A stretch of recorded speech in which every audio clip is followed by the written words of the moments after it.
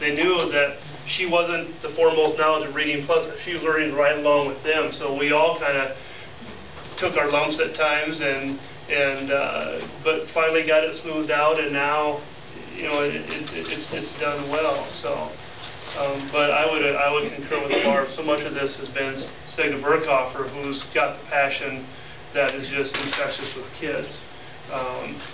It's hard to believe a 9th grade kid would get excited about a piece of paper, a little certificate, but they are. I mean, and they're proud of it. And I have made 2 copies. I put one on my wall, and I give another one to the student. But I take it over to Kevin first, and I said to him on the first day, I said, "Would you sign these?" And he said yes. And so he signs them. And I have had several kids at times say to me, I'll say, "Well, I'll get this to Mr. Litterer, and then I'll get it back to you." "Well, when's he going to sign it?" You know, they want it right now. You know. So on Friday, it's a little hard for them to wait till Monday time. But it's been fun for them, I think, in that respect, too. And the fact that he has paid attention, knows what they're doing, and recognizes it, too, I think is also important. Once again, it concerns me that we're at 9th grade, so if you had to make a recommendation, what would your recommendation be as far as the grade level when we should intervene in a program like this? I honestly can't give you that because I have not worked with anyone lower, like at the elementary, to know what their stamina and what their ability is going to be to stay with the program. I know that at 9th grade we struggle with several of them for attention span, or, you know, just coming in, you know, like, "Oh, I'll get there," you know, and then they get the laptop that takes a while to get up, and they, you know, this type, and that's the 4 that are down at the bottom, you know, and that type of thing. So I don't know at an elementary or lower level. I really can't tell you. Kevin, do you want to tell him? What's that?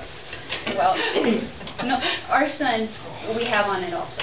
He's kind of our guinea pig. He's in 5th grade. He's fine with comprehension, but he reads really slow. I said, "Well, let's see how it works with a 5th grader." And she's right, stamina is a big issue.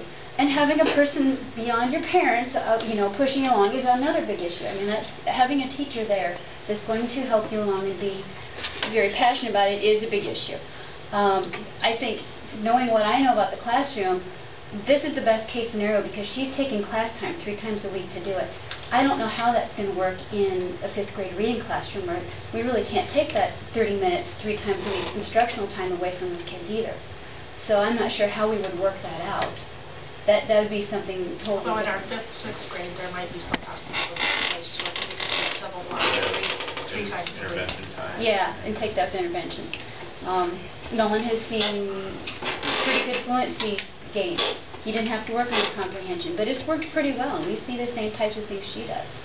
So I'm not sure if the stamina would be much better, lower than about 5th grade. We only have him in 30 minutes. You have him in 45 minutes. And that's about for him.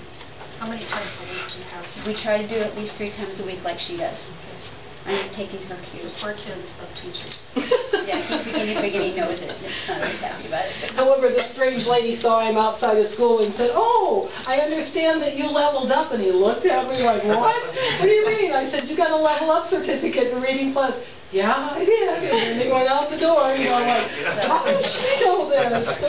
So I've been talking to the reading teachers to see, you know, what the possibilities are that maybe we could get some of those kids that need interventions in 5th grade, and how we could maybe work that into their schedule.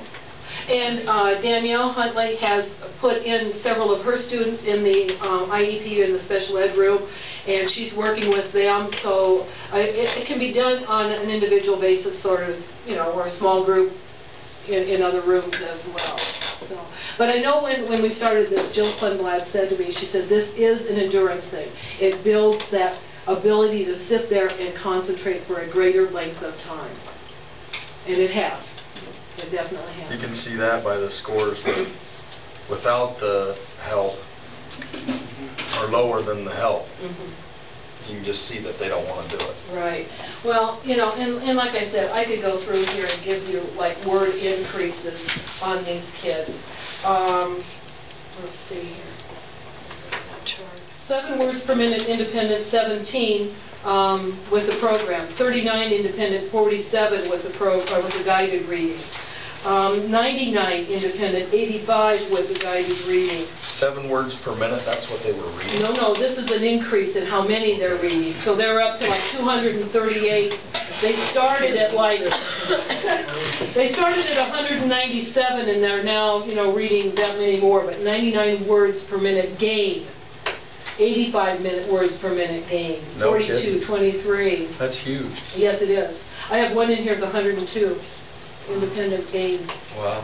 And you did say you were staying for next year, right? None of my jam. Just reading plus. Yeah, how about just this program? In all honesty, right now, I wouldn't want to answer that. So that's a maybe. It's not a no. I have just gotten out from under 48 research papers that take at least an hour to correct and 2 hours if they're not very good. So you took 48 hours at what, 1 per, that's 6 days of 8 hours. So. Well, we hear about this every month from Kevin, and I think every one of us on the board just loves it.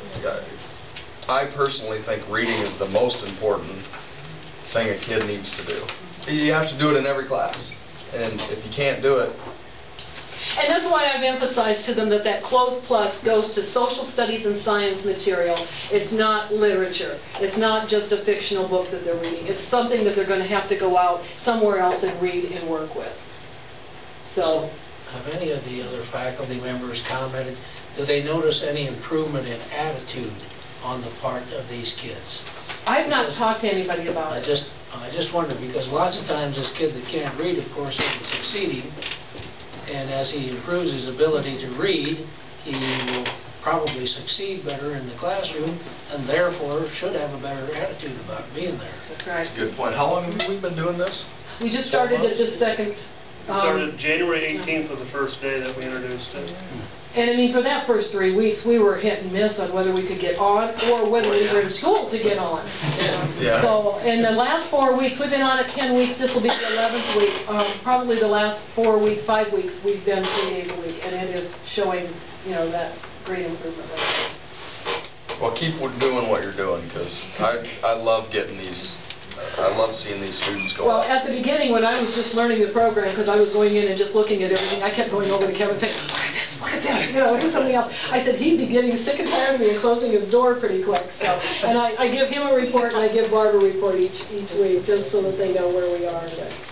But what I want to find out personally is working with those short stories in those vocabulary units on those off days, if they're improving. And the first 2 that I've seen did. Now that's just 2. I need to go through the whole rest of the year and see with those pieces whether they do improve in their comprehension off of the program, because that's where it'll tell whether this is really, really, truly worth it.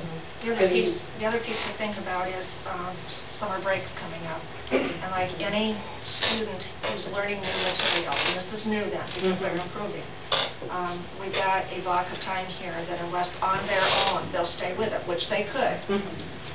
Because they could have access to it, what summer will look like, and where they'll start out as 10th graders next year to have to come back to this piece again, because it's more than likely not fixed, but it's in the process of being fixed, and so that. So what do we do to get them to read over the summer? Give them a certificate for that? Yeah. Part of it is, getting it out to parents that this can be done over the summer. Exactly. Getting that Get it to the parents and tell the parents. Just beware, Help them. not beware, but just know that this is something that can be done at home. And if you've got internet access and stuff like that, why not? It's 45 minutes or whatever it is. Maybe if the parents get excited about it like Segna is, Yep. that'll help the kids. Well, and what I've really been intrigued by is that we do have kids who are using it in study halls. They're using it in their IEP room. They're using it in the at-risk room without being told that they need to. They want to improve and they want to do it. And that says to me that it's a positive for them, that they're impressed. How have you communicated to the parents that they're in this program? I don't believe that we have. It's just We just put it into the English put survey. it into our curriculum.